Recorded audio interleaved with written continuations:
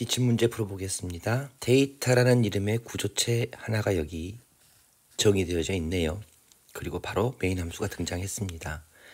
메인 함수의 본문 들여다봅시다. 데이터라는 이름의 구조체를 배열로 현재 선언했네요.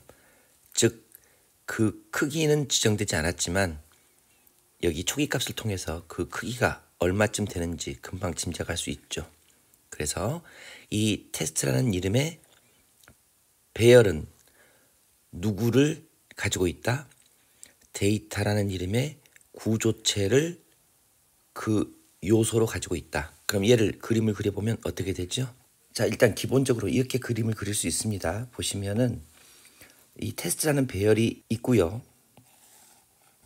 각각 구조체, 데이터라는 이름의 요소를 3개를 가지고 있습니다. 왜? 여기가 지금 보면 하나, 둘, 셋이니까. 그렇죠? 그래서 지금 이 x와 y가 하나의 단위가 되는 거죠. 즉, 한 덩어리죠, 얘네들이. 그래서 이렇게 3개를 그려 넣을 수 있고요.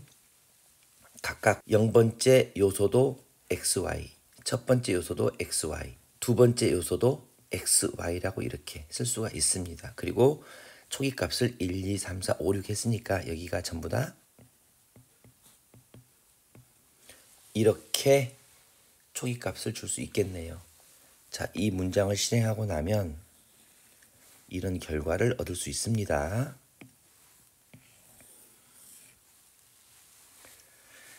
자, 그리고 이 문장을 보시면요. 포인터 변수 p를 선언을 해요. 하면서 테스트라는 이 주소를 포인터 변수 p에 대입하라고 했습니다. 그러면 이렇게 그릴 수 있죠. p라는 이름의 포인터 변수가 만들어지게 되고요. 여기에 테스트를 넣으라고 했으니까 배열의 이름은 곧 뭐다? 주소다. 즉 컴파일러는 배열의 이름을 주소로 할당받아서 가지고 있는 거죠. 우리는 테스트라고 쓰지만 실제로는 테스트는 배열의 이름이고 얘는 곧 주소다. 즉 주소의 형태이기 때문에 p라는 포인터 변수 안에 이렇게 대입을 한다는 얘기는 이 주소를 여기에 넣어라, 복사해 넣어라 라는 의미가 되게 되고, 결국 얘는 누구를 가리키고 있다? 테스트라는 배열을 가리키고 있다. 테스트라는 배열이 시작되는 그 첫 위치를 가리키고 있게 되는 거다. 자, 그 다음 봅시다.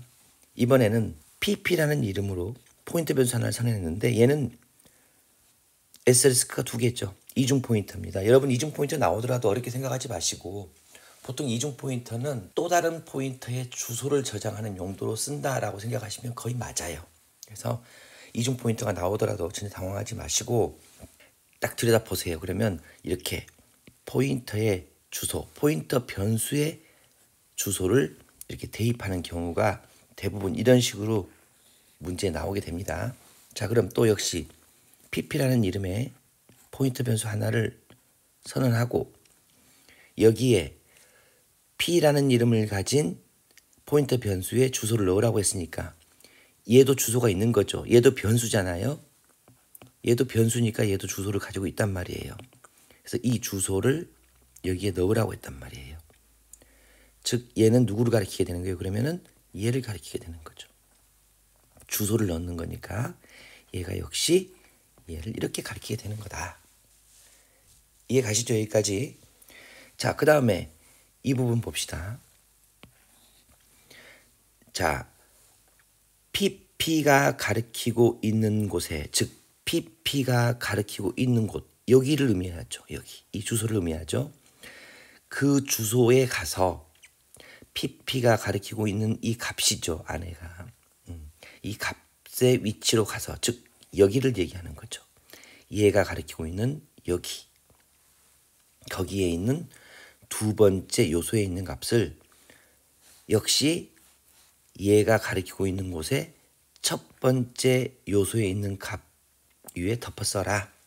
자, 요 혼동하시면 안 돼요. 일단 여러분들이 만약 이렇게 쓰게 되면 이건 오류가 납니다. 이건 있을 수 없죠. 이건 pp라는 배열이 가진 두 번째의 값이 되기 때문에 요건 오류가 될 거고, 그래서 여기다 이제 괄호를 먼저 해준 거죠. 연산을 먼저 이렇게 먼저 해라. 그리고 두 번째 요소를 찾아와라. 이런 의미가 되는 거죠. 여러분 배열이나 포인트나 가만히 보시면 생각해 보세요. 예를 들어서 테스트의 첫 번째, 자 또는 뭐 테스트의 두 번째 이렇게 쓰는데 여러분 여기까지는 주소죠. 그렇죠? 테스트는 배열의 이름이고 배열의 이름은 곧 주소다라고 말씀드렸으니까 여기까지는 주소예요. 그리고 여기서 여기까지는 뭐예요? 첨자예요. 그 안에 있는 값이란 말이에요. 값.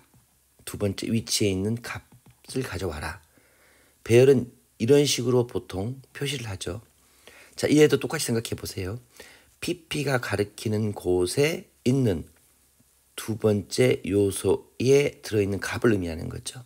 여기까지 주소고 여기는 역시 첨자고 위치를 의미하는 곳이냐 위치. 자, 이 PP라는 이름의 포인터의 포인터가 가리키는 곳, 즉 여기는 지금 여러분 이렇게 표시할 수 있는 거잖아요. 즉 PP가 가리키고 있는 그 안에 있는 값, 거기서 즉 얘는 얘를 가리키고 있기 때문에 결국은 테스트라는 배열의 시작 주소를 가리키고 있는 거고 거기서 두 번째만큼 떨어진 거리에 있는 이 값을 첫 번째에 있는 곳에 얘는 공간의 개념이기 때문에 여기에 넣어라.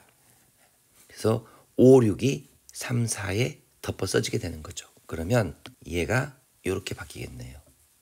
자, 그 다음에 마지막 문장입니다. 출력 여기죠. 여기. 자, 테스트라는 배열의 첫 번째, 즉 이번에는 배열의 이름을 가지고 접근했어요. 테스트라는 배열의 첫 번째 요소, 즉 여기죠. 여기죠. 위치상으로. 그리고 거기에 있는 x 값이니까 얘가 x잖아요. 그렇죠? 그러니까 이 x하고 이 y를 각각 출력하라고 했으니까 5하고 6이 결과적으로 출력이 되겠네요. 그러면 5 and 6 이런 식으로 출력이 되겠네요. 자, 이 문제 어렵지 않습니다. 지금까지 여러분 제가 여러 번 포인트에 대한 설명을 동영상에 남겨놨기 때문에 이해가 안 되시는 분들은 그 부분을 좀 참고를 하시고요. 이렇게 심플하지만 여러 가지 개념들을 이렇게 한꺼번에 넣어서 문제가 출제되는 요즘 그런 경향이 있습니다. 그래서 확실하게 그 개념을 잡지 않으면 문제 풀기가 조금 곤란해지는 그런 유형의 문제들이 많이 출제되기 때문에 여러분이 공부를 하실 때 조금 더 깊이 있고 개념도 확실하게 잡고 있어야 될 것 같습니다. 여기서 마치도록 하겠습니다. 고생하셨습니다.